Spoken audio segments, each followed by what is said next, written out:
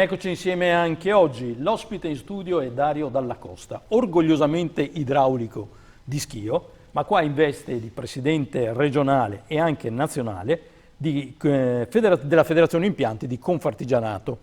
Allora, prima però di arrivare alle cose serie, parleremo di F-gas e delle nuove normative. Insomma, l'idraulico è una delle professioni artigiane più affascinanti nell'immaginario collettivo, soprattutto per l'allure, il fascino che riscuote verso il gentil sesso, ma è vero? Per esperienza personale non posso confermare questo, però si racconta, ci sono queste leggende. Leggende. Allora, la Federazione degli Impiantisti di Confartigianato del Veneto, ricordiamo, conta 12.877 aziende. Sì. E le categorie sono gli antennisti, gli ascensoristi, i frigoristi, gli elettricisti, i termoidraulici, bruciatori, fumisti e spazzacamini. Sì. Una leggera contrazione nel numero delle imprese. Prima fuori onda mi diceva però è fisiologica la cosa. Si sta andando verso la semplificazione del settore.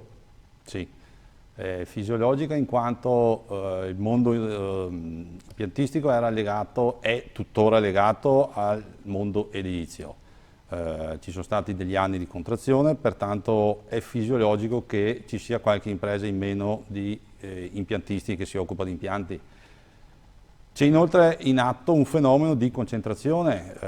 Gli scenari futuri prevedono che ci saranno delle aggregazioni fra idraulico e elettricista e magari anche il manutentore, in quanto in un prossimo futuro il committente chiederà di avere un'unica figura che si occupa di tutti gli impianti della propria abitazione. Adesso poi ne parleremo entrando nel merito. Voi siete anche una delle categorie più vittime dell'abusivismo, immagino, perché insomma tutti noi ci pregiamo di inventarci elettricisti, idraulici, magari combiniamo dei guai inenarrabili, però c'è anche chi poi si mette a disposizione di altri in maniera fraudolenta. Sì, in passato come dire, l'abusivismo era molto più pesante rispetto ai giorni nostri. Ai giorni nostri per qualsiasi impianto bisogna rilasciare la certificazione. Delle certificazioni o dichiarazioni di conformità. Tutti i generatori devono essere inseriti nel portale telematico della Regione Veneto. Dopo parleremo degli F-gas, ma anche qua con l'avvento dell'ultimo decreto come dire, si è data una stretta a tutte quelle possibili operazioni fraudolente. Ecco, abbiamo accennato gli F-gas, infatti parliamo del nuovo decreto su questi F-gas che il mio collega Andrea Saviane giustamente mi indica cosa sono i gas fluorurati che agiscono come gas serra, ossia aumentando l'effetto serra e il riscaldamento globale molto più dell'anidride carbonica, che resta in atmosfera per 100 anni, mentre i gas serra anche per 2000 anni. I provvedimenti in materia, quelli di cui parleremo, hanno quindi l'obiettivo di contrastare il fenomeno del riscaldamento globale. Allora, questo nuovo decreto sugli F-gas, adesso lo spieghiamo, ma va evidenziato in particolare perché sono particolarmente salate le multe verso coloro che si rivolgono al personale non qualificato. Sì. Il nuovo decreto conclude come dire, una serie di passaggi, conclude il suo iter a gennaio del 2020 con la pubblicazione in Gazzetta dell'ultima parte ed è quella parte di decreto che riguarda le sanzioni.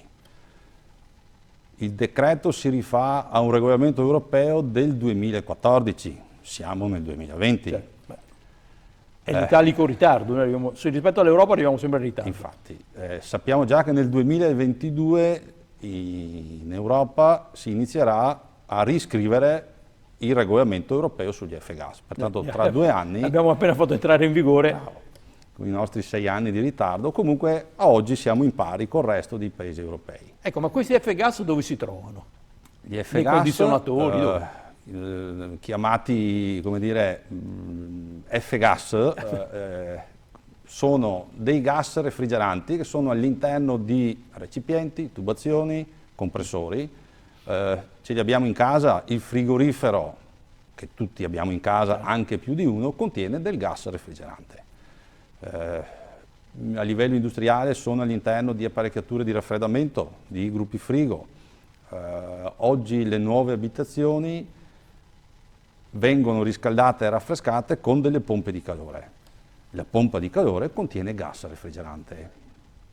Qualsiasi apparecchiatura che rinfresca, raffredda, come dire, refrigera, contiene dei gas refrigeranti. Questi Anche gas, i condizionatori li ho citati impropriamente. certo, anche i ok. condizionatori contengono gas refrigeranti. Nelle automobili ci sono dei gas refrigeranti che raffrescano o riscaldano l'abitacolo durante l'estate o l'inverno. Siamo circondati di gas refrigeranti. L'uso non è pericoloso, è il rilascio in ambiente di questi gas che danneggia il nostro pianeta.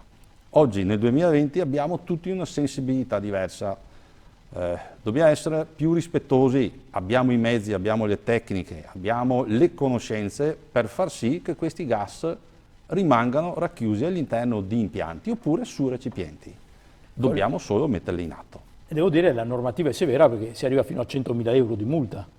Sì, la normativa è severa, le sanzioni sono previste per qualsiasi utilizzatore, operatore o venditore.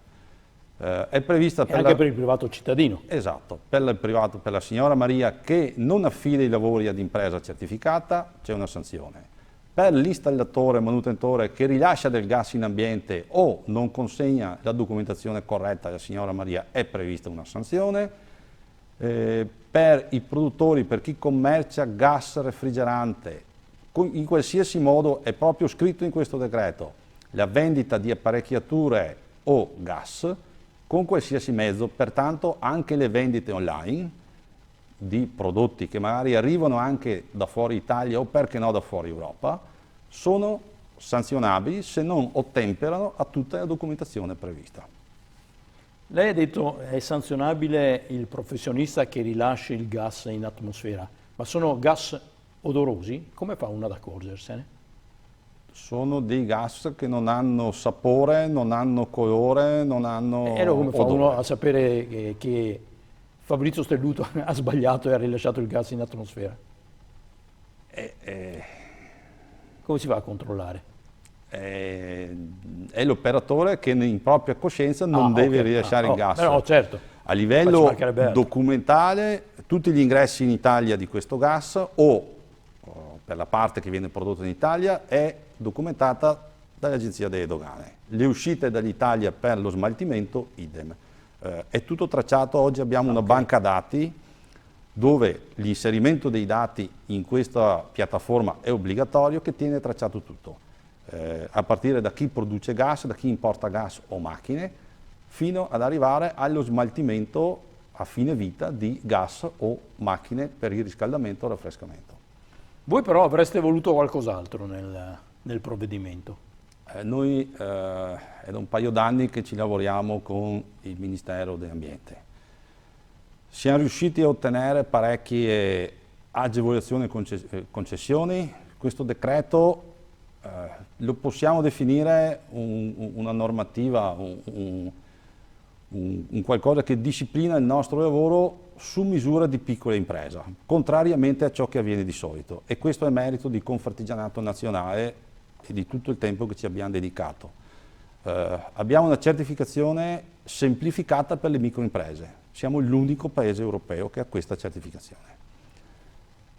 Abbiamo una banca dati telematica che tiene traccia di tutti i passaggi di macchine e gas. Direi che il professionista, l'operatore del settore, deve sentirsi tutelato da queste regole / norme. Non c'è più spazio per l'abusivo. E se qualcuno ci proverà, verrà colpito, ma verrà anche scovato, perché oggi Viene colpito anche il cliente però. Certo, anche il cliente, anche il committente, la signora Maria che affida i lavori a aziende non certificate è sanzionabile. Ecco, ma la signora Maria si rivolge ad un'azienda. Ora, se la signora Maria si rivolge al vicino di casa, sa che è un abusivo, se non fa investire. Ma io come faccio a sapere se l'azienda a cui mi rivolgo è certificata o meno?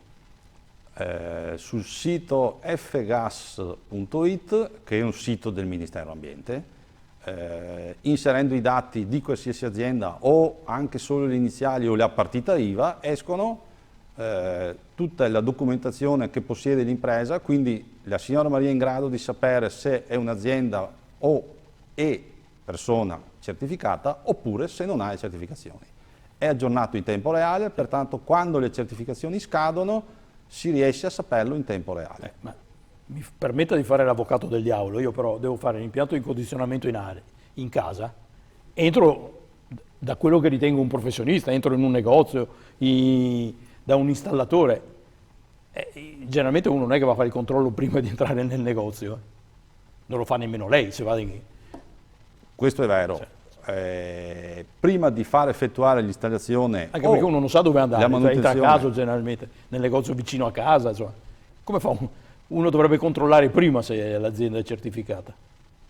Sì, sarebbe a rigor di logica sì. A rigor di logica, quando uno pensa di affidare i lavori di installazione perché anche per la manutenzione è necessaria la certificazione di un impianto di climatizzazione, dovrebbe controllare quantomeno se l'impresa a cui affida i lavori possiede queste autorizzazioni a operare con i gas refrigeranti.